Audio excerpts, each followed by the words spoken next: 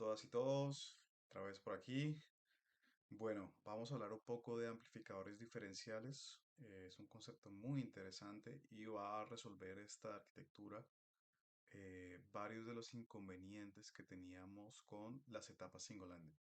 ¿Sí? Mi nombre es Juan Sebastián Moya Vaquero y en compañía del profesor Freddy Segura Quijano de la Universidad de los Andes estamos realizando esta serie de videos de microelectrónica apoyados a través de IEEE y CAS. Bueno, comenzamos. Vamos a hablar un poco de amplificadores operacionales. Perfecto. Bien, habíamos hablado de los amplificadores single-ended, esta topología de aquí donde únicamente tenemos un transistor y una única entrada. Resulta que en un circuito integrado uno puede encontrar diferentes dominios. ¿A qué me refiero con dominios? Por ejemplo, está el dominio analógico, que es el dominio que digamos está más en contacto con el exterior y que permite sensar y transformar las variables externas en corrientes o tensiones. ¿Sí? Características de este dominio, tiene infinitos valores, ¿sí? Entonces, por ejemplo, esta onda senoidal captada por un circuito analógico, pues tiene infinitos valores que la representan, ¿cierto? Usualmente, para yo poder hacer el procesamiento, ¿cierto? Con un microprocesador, un microcontrolador, pues necesito transformar esta señal en una señal digital, que únicamente tiene dos valores, alto, ¿cierto? Entonces, en un circuito integrado van a estar en una parte los circuitos analógicos, en otra parte los circuitos digitales, y a veces también uno encuentra circuitos de radiofrecuencia, ¿sí? Que son estos circuitos que operan a altas velocidades y, por ejemplo, se pueden conectar a, eh, perdón, pues funcionan con estos estándares de comunicaciones como Wi-Fi, Bluetooth, etcétera. ¿Sí? Entonces hay algo muy interesante y es que, por ejemplo, este circuito aquí, que es una puerta inversora, ¿cierto? Una compuerta inversora, pues va a estar cambiando rápidamente, ¿cierto?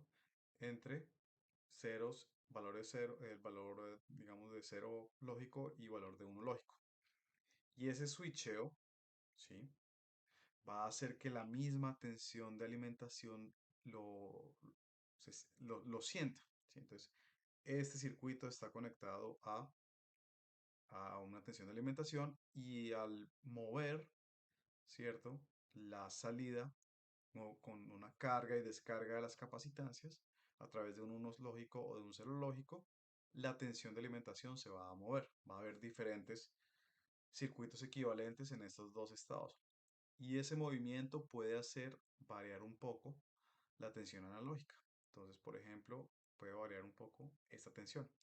Eso es algo indeseado, ¿cierto? Porque si estamos queriendo recuperar información, nosotros tenemos definidos unos niveles, ¿cierto?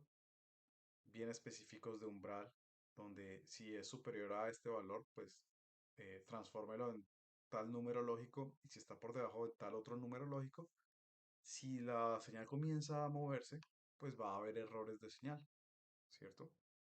Entonces lo que se hace usualmente es, por un lado, separar los dominios de tensión. Entonces, por ejemplo, tensión de alimentación va a ser exclusiva de la tensión analógica y va a haber otra tensión que va a alimentar el chip que va a ser exclusiva de la parte digital.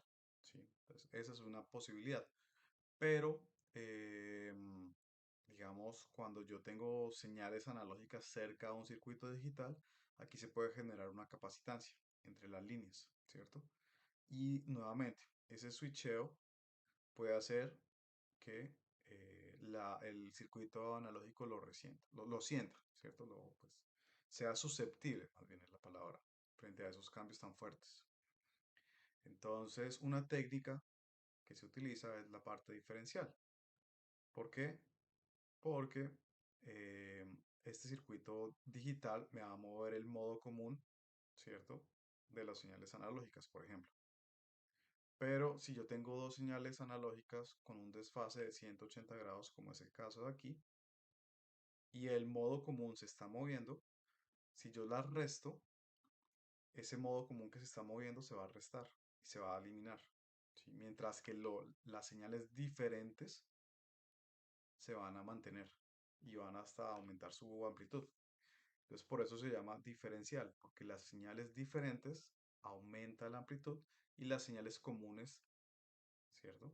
Cuando digo señal común es la tensión DC que polariza este punto, ¿cierto? Las va a eliminar, ¿vale? Entonces, por eso se trabaja con señales diferenciales. Ok, ¿cómo podemos obtener un circuito diferencial? Entonces, tenemos este circuito de aquí, ¿cierto?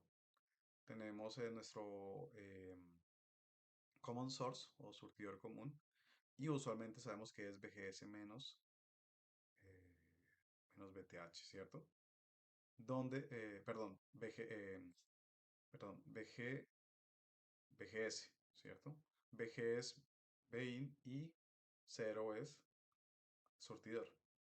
Pero entonces yo necesito ahora incluir dos señales. Entonces, pues si sé que esta de aquí es una señal de entrada, esta de aquí es una señal de salida, entonces debería utilizar el otro terminal como señal de entrada también, ¿cierto? Que sería este caso de acá. Entonces tendríamos Bin 1, Bin 2 y el B sub 0 pues debería ser función de esto. Digamos, sería igual a menos Gm por RD por Bin 1 menos Bin 2. Pero el problema ¿cuál es? Vean que la impedancia que está a donde está llegando Bin es una impedancia que idealmente es infinita, ¿cierto? Que es la impedancia de la puerta. Mientras que la impedancia que se ve aquí es una impedancia de 1 sobre Gm, que es una impedancia usualmente baja. Entonces vean que las dos señales no están como bien balanceadas, ¿sí? Entonces verdaderamente esta no es la arquitectura que estamos buscando para trabajar con señales diferenciales, ¿no? De diferencia, vean, observen. Entonces, ¿qué podemos pensar?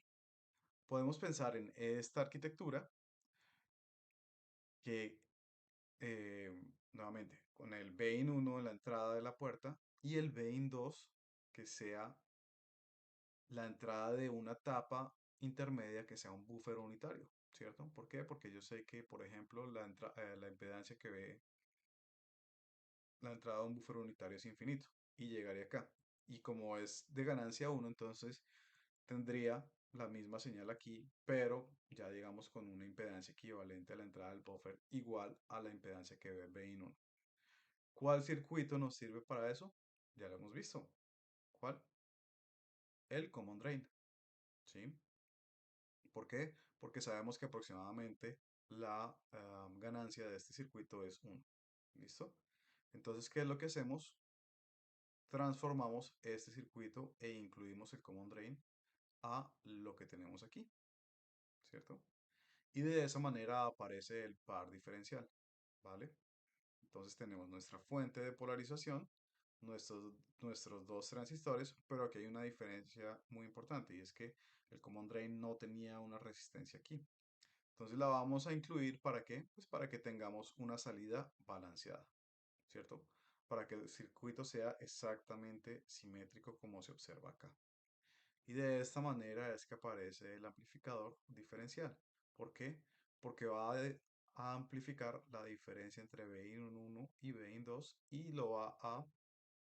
eh, y va a generarme una señal diferencial Vout más menos Vout menos, de esta manera. Y vamos a analizar este circuito en el próximo video. Muchas gracias, que estén bien, chao, chao.